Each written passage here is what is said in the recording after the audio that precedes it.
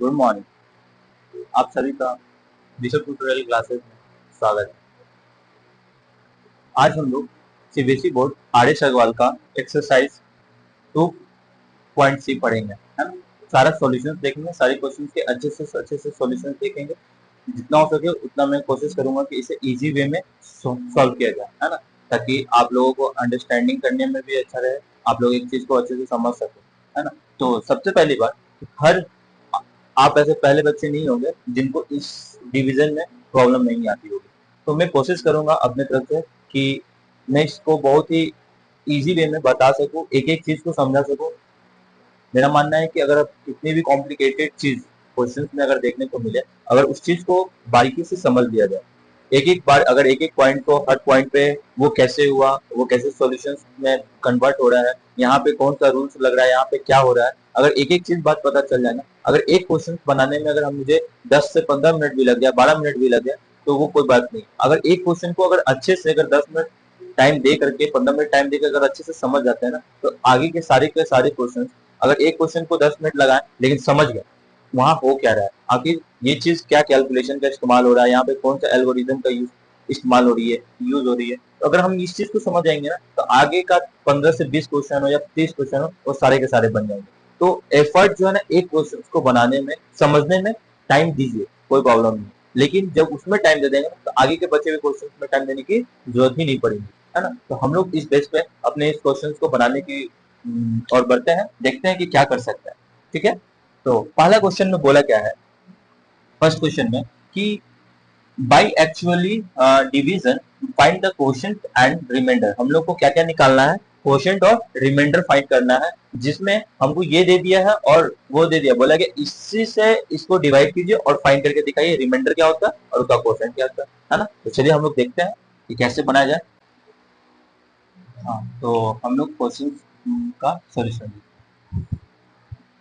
क्या है यहाँ पे, ये x-1 और ये x का पावर 4 प्लस 1, हमको इससे इसको डिवाइड करना है। क्या करना है हमको, तो मैं बड़ा कर देता हूँ ताकि समझने में अच्छा हो, दिखे आप लोगों को अच्छे से।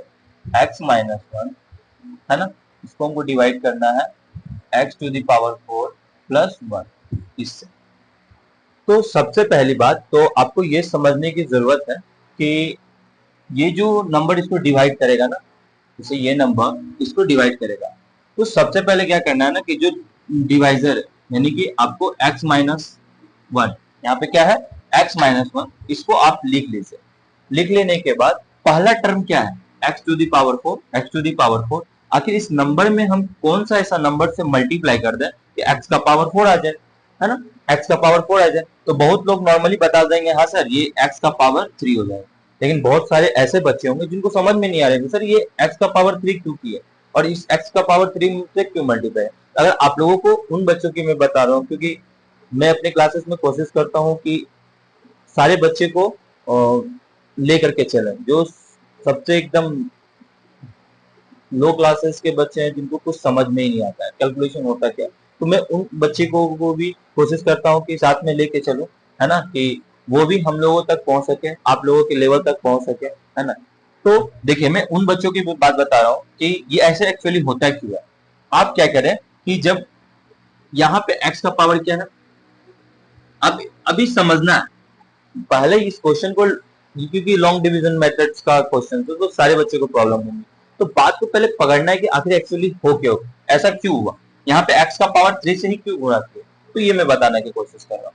तो अगर मान लीजिए अगर डिविडेंड में से x का पावर 4 है, तो मैंने x का पावर 4 ले लिया, क्योंकि इसका अगर पहला पहला टर्म लिए, इसका भी पहला ही टर्म लेंगे, है ना, नीचे वाले का भी पहला ही टर्म लेंगे। जब ये जो डिविडेंड इसका जो है, इसका भी पहला टर्म लीजिए और इसका भी पहला टर्म, इसका पहला टर्म ऊपर चला जाएगा और इससे डिवाइड करेंगे, क्योंकि इसी नंबर से ना, इसी नंबर से हम लोग क्या कर रहे हैं, इससे डिवाइड करना हमको, इससे, तो जिससे डिवाइड करते वो नीचे चला आता है और जो ऊपर होता है, कॉमन नॉर्मल सी बात है। और ये उधर वाला टर्म छोड़ देना। अब जब बताइए जाए इसको स्प्लिट करने की कोशिश करेंगे तो क्या लिखेंगे, एक्स का पावर 4 है तो एक्स को 4 बार लिखेंगे, एक्स को कितना बार लिखेंगे, 1 2 3 4 बार लिखें, क्योंकि इसका पावर 1 1 1 एंड 1, तभी ना होता, बेस जब सेम होता है। एक्सपोनेंट चैप्टर में आप लोग पढ़े होंगे कि जब हमारा बेस सेम होता है तो पावर क्या कर देता है, ऐड कर देता है। तो वही सिंपल सी बात है, जब ये नीचे क्या हो गया, एक एक्स हो गया, तो बताइए एक एक्स से एक एक्स कट गया तो वहां पे कितना बच गया, तो यहाँ पे एक्चुअली कितना बचा, एक्स का पावर 3, 1 2 एंड 3। तो यही जो एक्स का पावर 3 है ना, वही एक्स के पावर 3 से हम लोग इसमें गुना करते हैं। अगर आई होप आप लोगों को अच्छे से समझ में आ रही होगी, तो आगे हम बनाते हैं। अब ये जो एक्स का पावर 3 आया ना, इसी एक्स के पावर 3 से हम लोगों को इस नंबर को क्या करना है, गुना करना है। जब इस नंबर से हम इसको गुना करेंगे तो क्या लिखेंगे, ये बेस सेम, अभी जब समझा, जब बेस सेम होगा तो पावर जुड़ जाता है। तो यहाँ पे देखिए जब गुना कर रहे हैं ना, जब मल्टीप्लाई कर रहे हैं तो बेस सेम है, तो मल्टी वो पावर क्या होगा, जुड़ जाएगा। तो एक्स का पावर क्या है, इसका छिपा हुआ 1 है, तो 3 और 1 4 हो गया, माइनस, और इस एक्स के पावर 3 को अगर 1 से मल्टीप्लाई करेंगे क्या लिखेंगे, एक्स का पावर 3 लिखेंगे। तो जिस नंबर से मल्टीप्लाई किए वो क्वोशंट वाले सेक्टर में जाएगा, और जो मल्टीप्लाई करने के बाद हमारा आया है ये वाला, इस जगह पे आएगा, यानी एक्स का पावर 4 माइनस एक्स का पावर 3, है ना। इधर देखिए ये प्लस में है ना, अपोजिट साइन हम लोग लिख देंगे, जो भी साइन होगा उसके अपोजिट साइड में लिखेंगे। तो यहाँ प्लस में है तो यहाँ क्या कर देंगे, माइनस है, यहाँ माइनस है तो ये प्लस में हो गया। तो ये माइनस प्लस क्या होता है, माइनस, यानी कि ये नंबर कट जाएगा, है ना। प्लस माइनस माइनस दोनों सेम है, कट गया। और ये प्लस है, ये भी प्लस है, तो प्लस प्लस प्लस। अब जब देखिए ये एक्स का पावर 3 है और वो कांस्टेंट नंबर, ये वेरिएबल नंबर है और ये कांस्टेंट नंबर है, तो वेरिएबल नंबर को अलग कीजिए और कांस्टेंट नंबर को अलग लिख दीजिए। तो भाई क्योंकि होगा ही नहीं, ये ऐसे लिखा गया, +1 हो गया। ये वाला नंबर को यहाँ लिखे और +1 को इधर लाके लिख दिया, कोई दिक्कत यहाँ तक। फिर वही काम करेंगे, है ना। और ये रफ करेंगे ही करेंगे ताकि समझ में आए अच्छे से। अब फिर जिससे डिवाइड कर रहे हैं, किससे डिवाइड कर रहे हैं, x-1 से हम लोग डिवाइड कर रहे हैं, ये लिखेंगे। और अब यहाँ देखिए इसका पहला टर्म क्या है, x का पावर 3, तो अब यहाँ पे कैसे मल्टीप्लाई करें, है ना। तो ये तरीका मैंने समझाया उन बच्चों के लिए जो बहुत ही मतलब जिसका कैलकुलेशन बिल्कुल सही नहीं है, अच्छा नहीं है, उन लोगों के लिए, ताकि उन लोगों को भी ये चैप्टर समझ में आना चाहिए कि एक्चुअली इस चैप्टर में हो क्या रहा है। अब देखिए, अब कुछ इंटेलिजेंट बच्चे होंगे, हम मैंने पहले ही क्लास के स्टार्टिंग में बोल दिया, तो मैं कोशिश करूंगा जहाँ ट्रिक का इस्तेमाल हो सके मैं वहां ट्रिक का भी कोशिश की। इजी टू वे सीखना है हम लोगों को, इजी टू वे सीखना है। तो जरा बात को ध्यान दीजिएगा, मैं बताना चाह रहा हूँ जैसे कि यहाँ पे क्या है, अगर इतना भी मन ना हो तो और इसको आसान किया जा सकता है ना। अब जैसे कि x का पावर कितना है यहाँ पे 1, और यहाँ पे x का पावर कितना है 3, तो क्या कीजिए इसके x के पावर में से पावर को घटा दीजिए। तो इस 3 में से 1 को घटाएंगे, इस पावर x पावर 3 में से 1 को घटाएंगे तो क्या बचेगा, x का पावर 2, बस उसी नंबर से मल्टीप्लाई कर दीजिए ना, x का पावर 2 से क्या कर दीजिए, मल्टीप्लाई कर दीजिए, है ना। तो ये क्या बन जाएगा, x का पावर 3 अब माइनस x को x स्क्वायर से मल्टीप्लाई करेंगे 1 से तो क्या होगा, x का पावर 2 हो जाएगा। तो जिससे मल्टीप्लाई किए x का पावर 2 से मल्टीप्लाई किए, और जो मल्टीप्लाई करने का क्या आया, x का पावर 3 आया और माइनस x का पावर 2 आया। फिर वही प्लस में, तो ये माइनस है तो ये प्लस, ये नंबर कट जाएगा, प्लस माइनस माइनस, ये प्लस प्लस। फिर वही देखिए वेरिएबल आ गया, कांस्टेंट आ गया, तो ऐड होगा नहीं, इसको सेपरेटली क्या करेंगे, लिख देंगे +1। फिर वही बात क्या है, x-1। अब जो देखिए फिर क्या है, यहाँ पे x का पावर 2 है, यहाँ पे x का पावर 1 है, तो घटा दीजिए। x के पावर 2 में से x का पावर 1 घटाएंगे तो क्या बचेगा, x का पावर 1 ही बचेगा। तो x का पावर 1 लिखते नहीं, x का पावर 1 लिखते नहीं है, इसीलिए लिख दिया। अब x को x से मल्टीप्लाई करेंगे तो क्या होगा, x का पावर 2 हो जाएगा। आई होप आप लोगों को समझ में आ रही होगी कि हम क्या बताना चाह रहे हैं। अब x को x से गुना करेंगे तो क्या लिखेंगे, x का पावर 2, क्योंकि यहाँ भी 1 और यहाँ भी 1 छिपा हुआ है, तो पावर दोनों का जुड़ जाएगा, और ये माइनस हो गया, x को 1 से मल्टीप्लाई करेंगे तो x हो जाएगा। ठीक है, वही जो जिससे मल्टीप्लाई किए ये यहाँ लिखाएगा, और जो मल्टीप्लाई करने के बाद आया x का स्क्वायर माइनस x ये यहाँ लिखाएगा। ये प्लस में फिर माइनस, ये माइनस है तो प्लस, ये नंबर कट जाएगा। फिर ये क्या होगा, फिर वेरिएबल और कांस्टेंट वाला बात आ गया, तो फिर ऐसे ही लिख देंगे, है ना। अब जाके कुछ दिख रहा है कि हाँ भाई मंजिल के पास पहुंचे, है ना। फिर यहाँ पे क्या है, x का पावर 1। अब यह देखिए पहले तो हम लिखेंगे ये डिवाइजर, और इसमें हम कितना से मल्टीप्लाई कर दे के x आ जाए यहाँ पे। अब तो यहाँ x का पावर 1 यहाँ भी, x का पावर 1 यहाँ भी है, तो पावर पावर क्या हो जाएगा भाई, घटेंगे, घटाने का बात कहता है ना। x का पावर यहाँ भी 1 है और यहाँ भी 1 है, ये 1 है, यहाँ भी 1 है, तो दोनों को हम क्या बोले थे, घटा देना। तो 1 को 1 से घटाएंगे तो x का पावर 0। तो जब किसी भी एक्सपोनेंट में पढ़ेंगे, किसी भी वेरिएबल या कोई भी दुनिया का कितना बड़ा भी नंबर अगर उसका पावर 0 हो तो उसका वैल्यू क्या हो जाता है 1, है ना। तो 1, तो ये 1 जो है ना, यही 1 से इसको क्या करना है, मल्टीप्लाई करेंगे तो ये सेम ही नंबर आ जाएगा ना। तो 1 से मल्टीप्लाई किए, ये यहाँ लिखाएगा और ये वाला नंबर इस जगह पे आ जाएगा, x-1। ये प्लस में है तो माइनस, ये माइनस में तो ये प्लस। या देखिए तो ये क्या होगा, ये टर्म कट जाएगा, प्लस माइनस माइनस, ये प्लस प्लस क्या 2 हो गया। यानी कि मेरा रिमाइंडर कितना बच गया, मेरा रिमाइंडर क्या हो गया, मेरा रिमाइंडर कितना हो गया 2 हो गया। कोशेंट मेरा ये हो गया, ये मेरा क्या हो गया कोशेंट है ना, ये मेरा कोशेंट हो गया, ये मेरा डिवाइजर है। आप लोगों को मैं बता देना चाहता हूँ कि ये क्या कहलाता है, डिवाइजर। और ये मेरा डिविडेंट होता है, डिविडेंट। ठीक, अब क्वेश्चन में बोला कि वेरीफाई द रिमाइंडर, वेरीफाई करना, रिमाइंडर को वेरीफाई करना है कि ऐप का वैल्यू क्या रखना है 1। तो जरा देखिए वेरीफाई कर लेते हैं, आता है कि नहीं, होता है कि नहीं। अब हम लोग px मेरा कितना है, x का पावर 4 प्लस 1, यही है ना। तो x का पावर 4 प्लस 1 था, x के जगह पे x का वैल्यू क्या रखा है, रिमाइंडर वेरीफाई 1 का रखना है, तो 1 रखेंगे यहाँ पे। 1 का पावर 4 प्लस 1 क्या होगा 1, 1 का पावर 4 करेंगे तो अभी 1 नहीं आएगा, 1 करेंगे तो 1, तो 1 प्लस 1 क्या हो गया 2, इट इज वेरीफाइड। जब देखिए क्या है, रिमाइंडर 2 आया। That's all right. और आप लोगों को अगर ये चीज यहाँ तक अगर वीडियो में समझ में आ रही है तो प्लीज चैनल को सब्सक्राइब और लाइक करना ना भूले, और जितने हो सके उतने अपने फ्रेंड्स में शेयर जरूर से जरूर कीजिए। सारे बच्चे को ये समझ में आना चाहिए। मैं अपने तरफ से पूरे कोशिश किया हूँ इजी टू वे समझाने का, है ना। ये इजी टू वे समझाया, फिर ये मैंने समझाया कि कैसे कैलकुलेशन करके यहाँ पे हम इस क्वेश्चन को सॉल्व करते हैं, वेरीफाई भी करके दिखा दिया, वाला नंबर क्वेश्चन डन हो गया, है ना। तो अब हम लोग क्वेश्चन नंबर 2 की ओर बढ़ते हैं और उसे भी देखेंगे कि आसान तरीके से कैसे उसको सॉल्व करना है। क्वेश्चन नंबर 2, क्वेश्चन नंबर 2 में क्या बोल रहा है, अब ये देख के मत हड़बड़ा जाना आप लोग कि डिवीजन एल्गोरिथम क्या होता है। तो डिवीजन एल्गोरिथम में बहुत सिंपल लैंग्वेज में, सिंपल वर्ड्स में आपको मैं समझा देना चाहता हूँ कि डिवीजन एल्गोरिथम होता क्या है। ये कोई नया वर्ड नहीं है, जो अभी हम लोगों ने किया है क्वेश्चन नंबर 1 में काम वही करना है, बस इसको चेक कर दीजिए। जैसे यहाँ पे मैंने वेरीफाई किया रिमाइंडर को, तो बस उसी तरह यहाँ पे भी वेरीफाई करना है, लेकिन उसके लिए एक फॉर्मूला होता है जो कि आप लोग क्लास 6 में पढ़े भी होंगे, 5-6 से ही पढ़ाया जाता है कि पता ही होगा, dividend is equal to divisor into quotient plus remainder. ये एक फॉर्मूला का डिविडेंड क्या हो जाता है, अगर डिवाइजर को कोशेंट के साथ मल्टीप्लाई कर दिया जाए और रिमाइंडर को जोड़ दिया जाए, जो आंसर आया डिवाइड करने के बाद, तो वो उसका क्या हो जाएगा, वो जो प्रोसेस होता है उसी को तो हम लोग बोलते हैं डिवीजन एल्गोरिथम, है ना। तो ये कोई नया वर्ड नहीं है, आप लोग बचपन से देखते आ रहे हैं इस वर्ड को, बस अभी आपको नया लग रहा होगा ये एक्चुअली कौन सा भाई किस चीज का नाम है। तो चलिए यहाँ पे हम लोगों को दिखाया गया है कि px, और ये जरा बात समझिए, जैसे कि अब हम लोग क्लास 6 में जो चीज पढ़े हैं, 7 में जो चीज पढ़े वो क्लास 9 में तो नहीं पढ़ेंगे, है ना। पढ़ना वही चीज है लेकिन थोड़ा सा एडवांस हो जाता है ना। लेकिन अब थोड़ा देखो इंग्लिश के मामला में चले जाइए, इंग्लिश ग्रामर में क्या है, जो डिफिनेशन, जैसे नाउन क्या होता है, व्हाट इज नाउन, तो नाउन का जो क्लास 6 में डिफिनेशन है वही 7th में भी बच्चा पढ़ता है, 8th में भी वही पढ़ता है, 9th में भी, 10th तक में मैंने देखा है कि वही सब चीज पढ़ता है। तो मैथ्स में ऐसा नहीं है और इंग्लिश में भी ऐसा नहीं है। अगर अच्छे टीचर होते हैं तो वो बताते हैं कि भाई जैसे जैसे इंसान का लेवल बढ़ता है ना, वैसे वैसे उसका पढ़ाई का भी लेवल बढ़नी चाहिए, है ना, जैसे मैथ्स में होती है। तो मैथ्स में हम लोगों ने इसी चीज को, जैसे डिविडेंड मैंने डायरेक्ट बोला कि अगर मान लीजिए मैं आपको बता रहा हूँ, जैसे कि ये 3 को मैंने 9 से डिवाइड किया, ठीक है, चाहे 91 मैंने ले लेता हूँ, ठीक है ना। अब मैंने ये चाहे 93 लेते हैं नॉर्मली बात समझने के लिए। अब ये जो हुआ ये क्या हुआ, आप लोगों को भी मैंने जस्ट समझाया कि ये मेरा डिवाइजर होगा, ये मेरा डिविडेंट होगा, है ना, और ये मेरा क्या होगा, ये वाला पार्ट क्या हो जाएगा, कोशेंट होगा।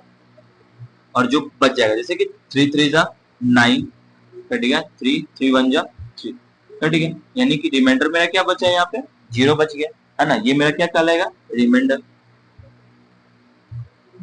ये मेरा रिमाइंडर होगा। बात को समझना है, मैं क्या बोला, स्टार्टिंग के यही 2 क्वेश्चंस में ना टाइम देना है, 10 मिनट 15 मिनट। आप लोग प्लीज स्किप मत कीजिएगा, जाइएगा नहीं, क्योंकि जो भी मैं बात कर रहा हूँ ना बहुत इंपॉर्टेंट की बात ही हो रही है, तो प्लीज स्किप मत कीजिए, क्योंकि यहाँ पे इस चीज को समझने के लिए एक एक पॉइंट, एक एक चीज को समझना बहुत बारीकी से जरूरी है। और यही 2 क्वेश्चन में समझना ही है। ये 2 क्वेश्चन में अगर 15 मिनट टाइम भी जा रहा है, 20 मिनट टाइम भी जा रहा है, तो क्या दिक्कत है, टाइम देना है, क्योंकि स्टडी कर ही रहे हैं टाइम देने के लिए, है ना। तो जब टाइम देंगे ना स्टडी को, तो वो फिर जब टाइम देना शुरू करेगा ना, तो हम लोग कहीं और चले जाएंगे, है ना। कहीं और कहने का सेंस कहीं और नहीं, इसका मतलब ये हुआ कि स्टडी की दुनिया में अपना लेवल कहीं और लेके चले जाएंगे, है ना। तो बात को समझना है यही चीज कि दो क्वेश्चन में अगर हम टाइम दिए ना तो बात अगर आप देखिएगा ये दो क्वेश्चन अगर आपको ब्रीफली अच्छे से समझ में आ जाएगा ना एक्सप्लेनेशन के साथ, तो बचा हुआ रेस्ट जितने भी क्वेश्चन है 20-25 जो भी क्वेश्चन हो आई डोंट नो, लेकिन जो भी क्वेश्चन होगा ना वो सब आप तुरंत बना दीजिएगा एकदम क्विकली, है ना। तो ये चीज को समझना है ना बहुत। अब ये चीज देखिए, अब इसी चीज को क्या है, अब ये जो हम आपको डिवीजन एल्गोरिथम समझाने की कोशिश कर रहे हैं, हमने क्या बोला कि डिविडेंड बराबर divisor into quotient plus remainder, ये फॉर्मूला होता है। अब जब देखिए कि मैंने डिविडेंड, अब डिविडेंड के बराबर है, डिवाइजर कितना है, ये 3 हो गया, क्वोशिएंट कितना है 31, है ना। अब प्लस रिमाइंडर, रिमाइंडर कितना आ गया 0। तो बताइए 3 1 जा 3, 3 3 जा 9 प्लस 0 जोड़ेंगे तो क्या होगा 93। देखिए डिविडेंड क्या है, डिविडेंड 93 था, आ गया। ये जो प्रोसेस है ना, ये जो प्रोसेस है, इसी प्रोसेस को हम लोग एल्गोरिदम के नाम से जानते हैं, है ना। एल्गोरिदम के, डिवीजन एल्गोरिदम के नाम से इसको जानते हैं। अब जरा देखिए, अब तो ये तो क्लास 6-7 की बात हुई, अब 9th में इसी चीज को क्या है, अब हम लोग हर जगह डिविडेंड लिखेंगे बच्चों की तरह नहीं, अब इसी डिविडेंड को क्या लिखा गया पीएक्स, है ना। 9th क्लास में इसको क्या बोला गया, इस डिविडेंड को पीएक्स के नाम से जानते हैं। अब ये जो कोडाइजर है ना, ये मेरा क्या बनेगा जीएक्स बन जाएगा। इस डिवाइजर को हम लोग जीएक्स बोलेंगे, डिविडेंड को हम लोग पीएक्स से डिनोट करेंगे। पीएक्स लिखा हुआ इसका मतलब वो डिविडेंड है, जीएक्स लिखा हुआ है मतलब वो क्या है डिवाइजर है। हाँ, क्वोशिएंट है तो क्यूएक्स लिखा हुआ रहेगा, रिमाइंडर है तो आरएक्स लिखा हुआ मिलेगा, है ना। तो आरएक्स लिखा हुआ तो समझिएगा रिमाइंडर की बात हो रहा है, क्यूएक्स लिखा हुआ है क्वोशिएंट की बात हो रहा है, जीएक्स लिखा हुआ है डिवाइजर, है ना, और पीएक्स लिखा हुआ है तो डिविडेंड।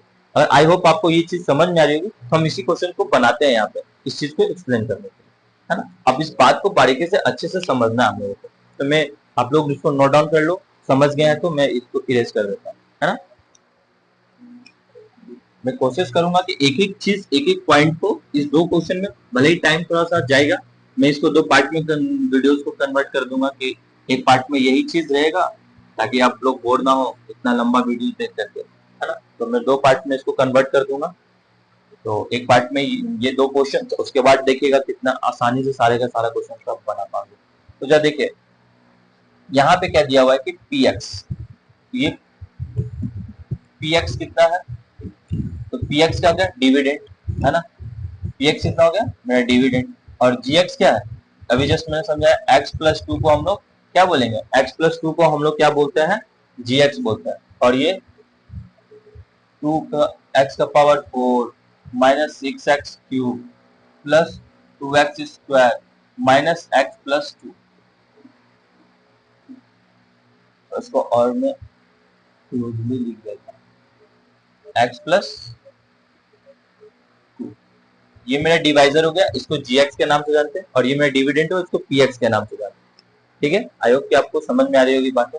अब इसको डिवाइड करनी है। अभी मैंने क्या बताया था आपको कि शॉर्टकट ट्रिक जान लेता है। ट्रिक क्या जानना था मैंने, अगर यहाँ पे क्या दिखा x का पावर 4 दिखा, यहाँ पे x का पावर पहला टर्म ही लेना है, इसका पहला टर्म में x का पावर 4 है, इसके पहले टर्म में x का पावर 1 है, इसके x के पावर 4 में से इसके x पावर 1 घटाइए तो क्या होगा x का पावर 3, है ना। अगर नहीं समझ में तो मैं इधर बता दे रहा हूँ, है ना। जैसे ये x का पावर 2 है, कहने का मतलब इसमें हम कितने से मल्टीप्लाई कर दे कि यहाँ पे x का पावर 4 आ जाए, यानी कि x के पावर 4 में से इसका x को घटा देंगे तो x का पावर क्या आ जाएगा 3, ये मल्टीप्लाई करेंगे। और साथ साथ में क्या है, यहाँ 2 है, यहाँ भी क्या लगा देंगे एक कांस्टेंट नंबर 2 लगा देंगे, क्योंकि इसके पास ऑलरेडी एक कांस्टेंट नंबर प्रेजेंट है, तो इसीलिए इसके साथ हम ये करेंगे। अब इसको क्या कीजिए तो 2 हो जाएगा, और x को x से मल्टीप्लाई करेंगे तो x का पावर 4, फिर प्लस का साइन है, प्लस 2 2 जा 4 होगा, और ये x क्यूब इसके साथ में आ जाएगा, है ना। ये चीज लिख देना है।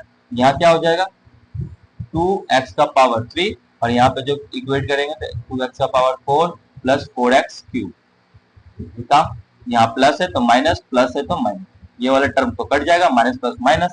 अब ये 6 में से देखो माइनस माइनस क्या होगा प्लस, तो 6 और 4 10 हो जाता है, 10 हो गया, और दोनों में बड़ा कौन 6, 6 से पहले माइनस था क्या, माइनस का साइन लगेगा, ये plus 2x square minus x plus 2। ठीक है, तो ये चीज हो गया। तो अब इस चीज को हम लोग क्या करेंगे, फिर वही पहला टर्म x को x से हटा देंगे, है ना। x क्यूब में से एक तो x हटाएंगे तो x का पावर 2 आएगा, और ये माइनस 10 कॉन्स्टेंट है तो माइनस 10 भी साथ में आएगा। नहीं समझ में आ रहा होगा तो इधर देखिए x प्लस 2 में हम क्या से मल्टीप्लाई करें कि यहाँ पे x का पावर 3 आ जाए, x के पावर 3 में से x का पावर 1 को घटा ही दिए ना, 3 में से 1 गया तो क्या बचेगा, x का पावर 2, ये तो फिक्स आ गया। और ये -10 कांस्टेंट इसके साथ लगा तो आपको भी लगाना ही होगा। तो अब इसको करेंगे तो क्या होगा, minus 10x³ plus, sorry minus plus minus हो जाएगा, माइनस और प्लस माइनस, है ना, माइनस प्लस क्या होगा माइनस, और 10 टू जा 20, और ये x का स्क्वायर है, यहाँ भी x का स्क्वायर आ जाएगा, है ना। तो वो चीज लिखना है हमको, जिससे मल्टीप्लाई किए -10x² से, ठीक है, आया कितना -10x³ -20x², माइनस है तो इसको प्लस, माइनस है तो यहाँ भी प्लस, तो प्लस माइनस माइनस, ये तो कट गया। अब प्लस प्लस प्लस, तो 20 में 2 जोड़ेंगे, 22x², साइन भी प्लस का ही हो जाएगा, -x+2, पूरा ये -x+2 उतर जाएगा।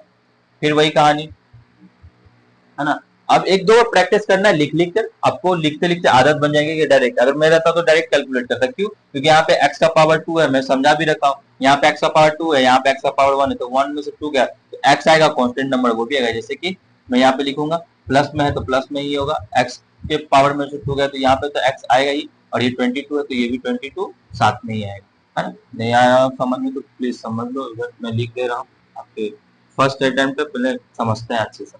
तो क्या होगा कि यहाँ पे x का पावर हम लोगों को क्या रखना पड़ेगा, x से गुना करेंगे तो x का पावर 2 आ जाएगा, और यहाँ 22 है तो ये भी 22, तो 22x² प्लस, और 22 को मल्टीप्लाई करेंगे तो 44x आ जाएगा, है ना, 44x आ जाएगा। तो ये 44x आएगा, जैसे ही आ गया 44x, तो क्या हो जाएगा यहाँ पे 22x तो वहां लिखे, यहाँ पे क्या आ गया 22x² प्लस 44x। कोशिश हमको यही करना है ना कि पहला टर्म देखे सब जगह सेम आ जाए, ऐसे मल्टीप्लाई करना पहला टर्म पूरा सेम है, बाद बाकी उधर से मतलब ही नहीं, वो अपने आप आ जाए, प्लस है तो माइनस, प्लस है तो माइनस, ये वाला टर्म कट गया, माइनस माइनस प्लस होगा, तो 44x में एगो x जुटेगा तो कितना हो जाएगा 45x, और माइनस साइन, और ये +2 आ जाएगा, है ना। आई होप आपको समझ में आ रहा होगा बात। अब उसी तरह बात है, अब देखो सीरीज का एक पहला टर्म देखेंगे इसका, तो x में से x पावर 1 में से 1 गया तो 0 1 होगा, 44 में क्या मल्टीप्लाई करेंगे देख लेते हैं फिर से, x+2 में हम कितने से गुना करें कि -45x दिख जाए, ऑलरेडी -45 से ही गुना करेंगे तो -45x प्लस माइनस माइनस हो जाएगा, माइनस प्लस माइनस 45 गुना 90, ये चीज आएगा, यहाँ पे लिखेंगे 45x माइनस 90, और यहाँ पे जिससे मल्टीप्लाई किया -45, है ना। तो जब देखिए ये प्लस हो जाएगा, ये भी प्लस होगा, तो ये वाला टर्म कट गया, प्लस प्लस प्लस होगा, यहाँ पे 92 रिमाइंडर बच गया, रिमाइंडर क्या हो गया 92 हो गया। आई होप आप लोग को यहाँ पे समझ में आ रहा होगा, यहाँ तक तो रिमाइंडर हो गया।